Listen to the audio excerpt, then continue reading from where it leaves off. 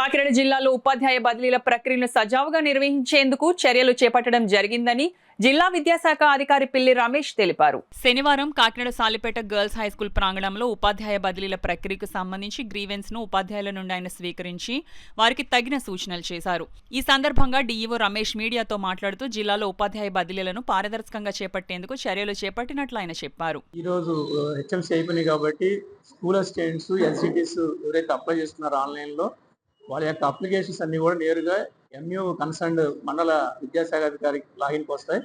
అక్కడ మండల విద్యాశాఖ అధికారు ఎస్ఆర్ సహాయంతో సర్వీస్ రిజిస్టర్ సహాయంతో టీచర్స్ యొక్క అప్లికేషన్ అంతా కూడా డీటెయిల్గా చెక్ చేసి వెరిఫైడ్ అకౌంట్ కరెక్ట్ అని చెప్పేసి కన్ఫర్మేషన్ ఇచ్చిన తర్వాత అవన్నీ కూడా డిఓ లైన్కి వస్తాయి. డిఓ లైన్కి వచ్చిన తర్వాత మేము కూడా ఒక అప్లికేషన్ కూడా స్క్రూటినీ చేసుకొని సరి చేసిన తర్వాత దాన్ని స్టేట్కి కన్ఫర్మ్ చేయడం జరుగుతుంది.